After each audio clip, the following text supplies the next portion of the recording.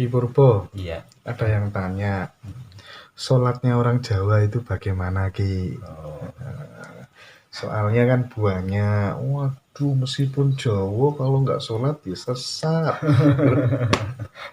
Mohon pencerahan Ki. iya.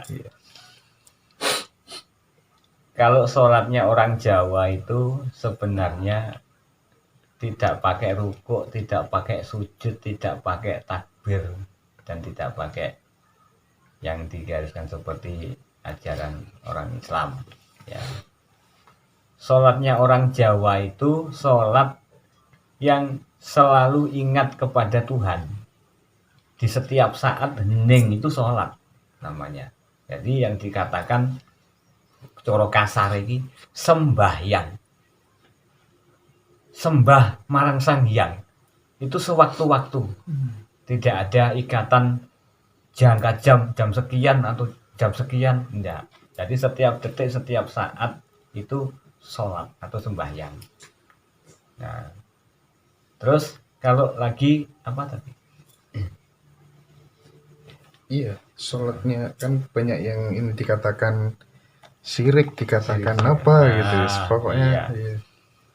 Kalau kesirikan itu bukan dari tingkah laku kita di dalam menjalankan keimanan.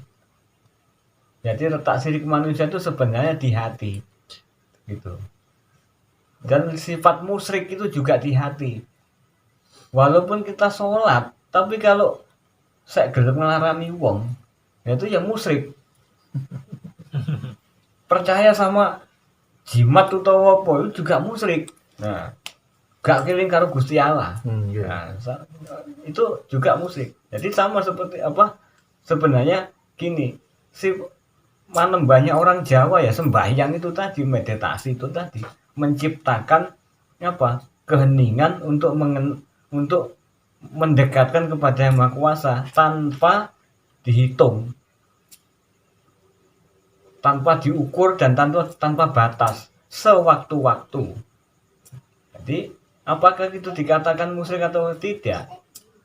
Berarti yang mengatakan musyrik ataupun syirik itu ya belum paham tentang ketuhanan, belum paham tentang adat manembah, gitu loh. Hanya satu fanatik. Ya, makanya kalau orang Jawa mboten fanatik. Iya.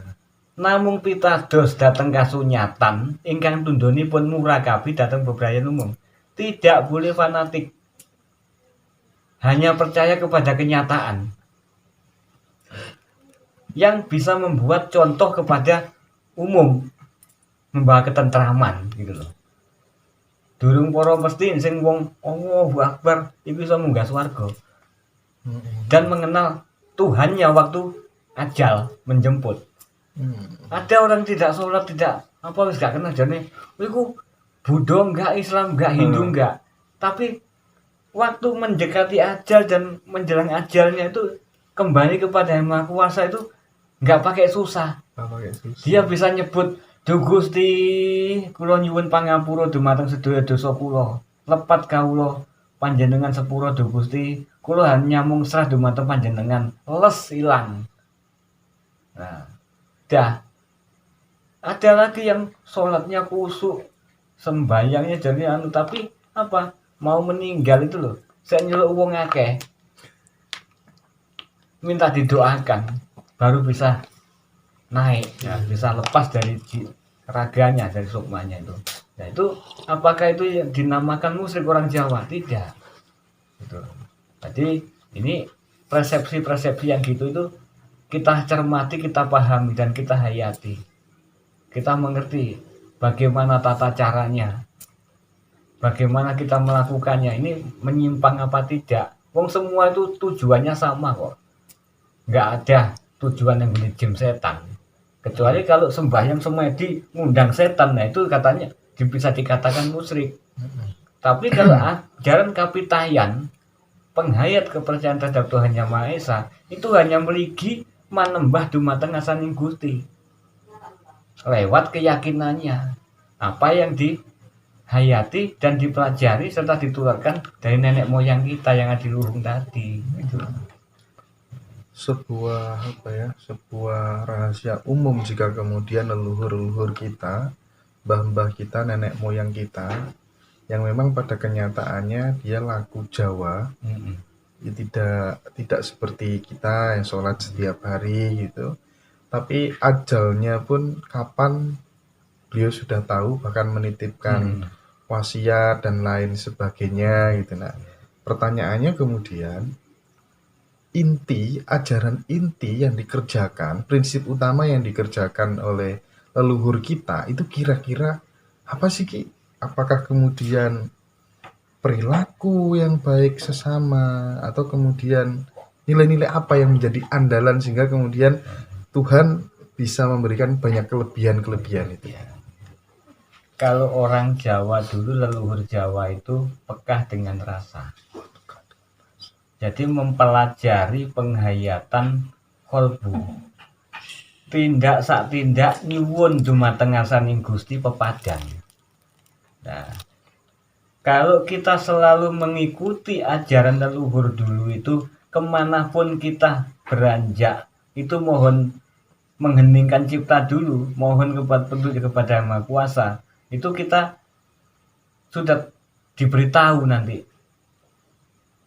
ada apa di depan kita dan ada apa nanti langkah kita selanjutnya, itu diberitahu.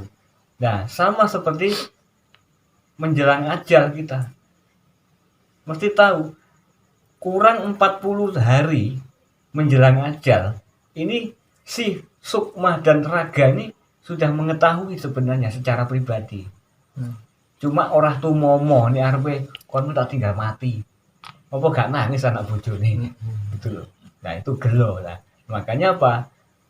Kepekaan itu yang bisa mengetahui dan diberitahu oleh Sang Yang Gaib itu kapan waktu kita pulang kepada Yang Maha Kuasa gitu. Jadi kalau orang yang sholatnya kusuk, juga sembahyang di gereja kusuk, di wihara kusuk, belum tentu tahu kalau kita seseorang itu tidak menghayati pemahaman hidupnya sendiri, pengenalan jiwa. Kalau jiwa kita kenali dengan manembah kepada Tuhan, niscaya kita akan diberi jangkane pasedan, itu mesti tahu. Ya seperti contoh kasarnya ya, itu tadi pepatah orang Jawa, nek lunga lelungan nyuwun sik marang Gusti keselamatan. Dan apa wae sing mau langkahke kuwi, sing mau perbuatke kudune supaya bisa iki apik apa ala, iki cilaka apa slamet, itu mesti ada yang memberitahu nanti. Nah, itu. Terus dan lagi dilambari dengan apa? Rasa ikhlas dan rasa sabar. Itu yang bisa membuat kepekaan di dalam rasa dat kita kepada Sang Gaib. Gitu. Belajar rasa itu apakah bisa dibilang dialog hati dan jiwa atau bagaimana gitu? Itu dialog kepada jiwa kita sendiri. Jadi kita bisa berbicara lewat batin kita sendiri. Mencermati serta menghayati suara-suara yang ada di dalam. Ini suara dari nafsu, ini suara dari angen-angen, ini suara dari karep, ini suara dari kolbu, ini suara dari perasaan yang gak karu-karuan, ini suara dari telinga yang kita dengar sehari tadi. Ngrungokno apa wae. Omongane wong apa sing dadi mangkel, biasanya masuk semua. Nah, ini kalau kita cermati, kita telaah, mana yang sebenarnya? Oh, ya babas sing ketok saka kuping balik ning asale. Sing teko ati dileremke, ikhlas wae babas sing dumadi. Apa sing bakal kedadian tak tampa. Kanthi serah dumateng asaning alam. Sudah, itu yang bisa membawa kita untuk menuju ke weruh sadurunge winarah nek wong Jawa. Gitu. Itu waskita ya. Waskita. Nah, waskita jati itu sebenarnya belajarnya juga dari pelajaran itu. Pelajaran selalu berserah diri itu. Gitu. Tapi kan juga harus dilandasi titen ya. Titen juga. Sabar saha titih itu tadi. Mboten keseso, mboten sumengko. Jadi tidak terburu-buru, tidak tidak terburu-buru dan tidak gampang percaya gitu. Makanya di sini setiap langkah, setiap detak, setiap gerak itu kita tidak boleh mempercayai suatu ada rasa sreg, wah iki ono ati gak enak, wah engko pas kono cilaka. Jangan dulu, sabar soho titih itu tadi loh. Jangan mudah untuk mempercayai suatu rasa. Makanya pemahaman rasa itu yang ditempah dulu itu. Iya. Itu. Berbicara tentang rasa Ki, rasa sejati Iya. dan sejati ning rasa itu kira-kira itu kan sangat populer ya lah orang belajar tasawuf, Iya. belajar kejawaan, gimana itu Ki?